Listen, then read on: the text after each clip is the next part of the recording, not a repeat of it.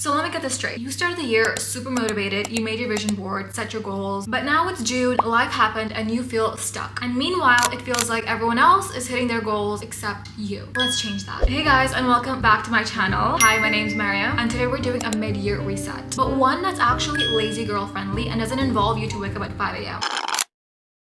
We treat the mid-year like it's too late. It's not. Here's how much of the year has passed, and here's how much is left. There is plenty of time. So breathe, because you got this. But before we jump into the strategy, we need to check our mindset. Because if you're walking around with a scarcity mindset, you're already limiting your own glow up. So here's a reality check. It's actually very irrational of you to believe that there isn't enough out there for you. Because the entire universe, literally, scientifically, is constantly expanding. As you're watching today's video, think more stars, more space, more energy. So why would you, someone who is part of this universe, be the only thing that is stuck? It's simply not possible. No one's that special. So remember, if the universe is constantly growing, then so are your chances and your options. So do you see how it's illogical and irrational to believe that there isn't enough out there for you? And you see how illogical it is to think that your opportunity has passed? It's irrational, illogical, I hope you understand. And that is why we need to first adopt an abundance mindset before we get into the rest of the video, and also before we get into the rest of the year. Oh my god, I'm so excited about my new goals. Cannot wait to get started. Oh, I don't really have a plan. I'm just gonna go with the flow and see what happens. Okay, bestie, we are not doing that anymore. And say it with me. If you fail to plan, you're planning to fail.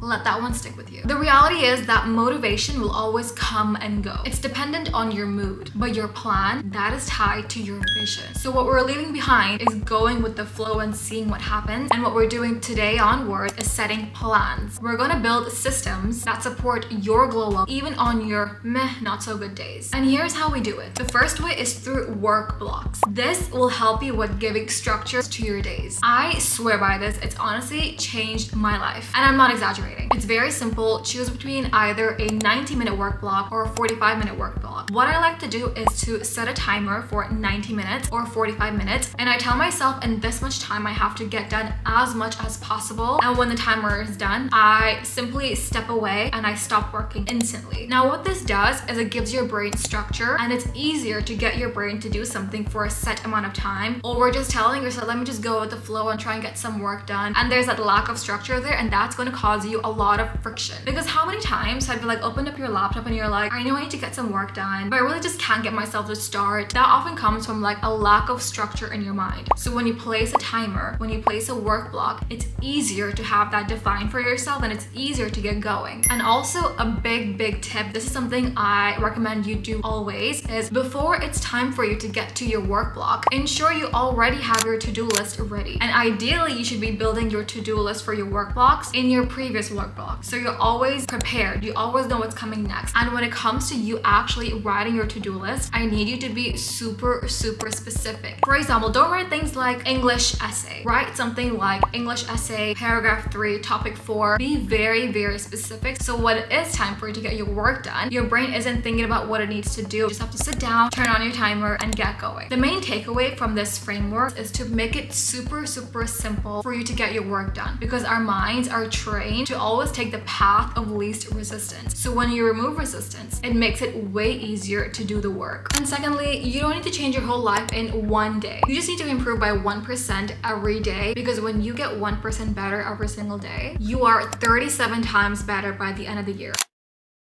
And now that you know the importance of having a plan, let's talk about discipline. Discipline from a real feminine perspective. So many of us think of discipline and feel intimidated, scared, but what if discipline doesn't have to be you punishing yourself? This is what people think discipline looks like versus this is what actually discipline is. Discipline does not mean hustling 24/7 and showing up the exact same way every single day, because it's impossible to do that. Because we're not machines, we're human beings. And especially as females, our physiology is very different. If you haven't already looked into your own cycle and how it impacts your mood, I highly recommend you do so, because that will help you so much with planning your weeks and being more disciplined with your work. Most women relate to this, and that is the week before the period is when we honestly feel crazy. Everything is just too much. We're overly emotional. We don't like how we look. It's just a lot. And that is the week I really struggle with filming my YouTube videos as well. And when we get to our period, we're more zen, relaxed, and slow, easygoing. And then after our period in the follicular phase, it's honestly my time. That is when I thrive. That is when we feel our best. We're more productive.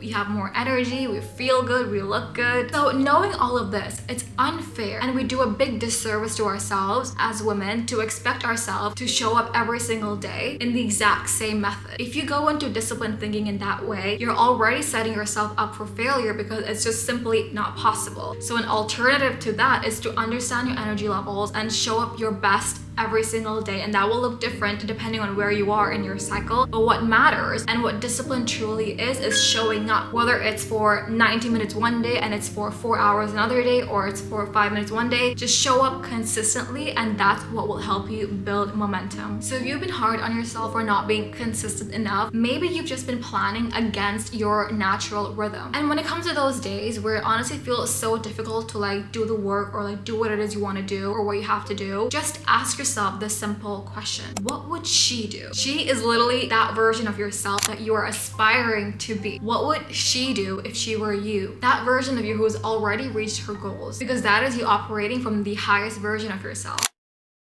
This is a very important part of today's video. It's the fact that how sometimes we just gaslight ourselves and make ourselves feel like we actually haven't done enough work over time, and that is why it's super important to track it or it didn't happen. Let me ask you this: do you actually have a concrete way where you track your progress? And I'm not talking about, oh, it's all in my head. I mean an actual physical or virtual on your laptop. Do you have something at all? If the answer is no, we need to seriously change that, because you're not stuck. You just don't remember how far you've actually come. What I like to do is use my actual calendar, and a bonus is to actually color coordinate every single action. For example, when it comes to fitness, I love to use the color green. When it comes to work, like film my YouTube videos, I like to have it in purple. And on the days where I feel like I'm not doing enough, or like, you know, my thoughts are getting the best of me, I just like to open up my calendar and flick through it, because I know when I see it, I'm reminded like, wait, I have been showing up. I have been putting in the work. Because when you see, like, for example, that green dot on your calendar, it's like a dopamine hit. You get excited. Oh, I can't wait to like do even more, have even more green dots. And that is how consistency is built, not through pressure but through proof. So here's some tracking tips. Use your calendar. Actually use it. Color coordinate it. Use it. It's free on most of our phones. Pick 2 to 3 colors and assign them to your goals, and use that as a way to track how far you've come. Because a week from now, a month from now, 3 months from now, you're gonna look back, and that's gonna give you that dopamine hit you need to keep going. And build a weekly ritual. I like to use Saturdays or Sundays for me, where I go through my calendar and see what I've done during the week and what can be improved the next week. And bestie, make sure you're celebrating micro wins. So bestie, next time you feel behind, just check your receipts.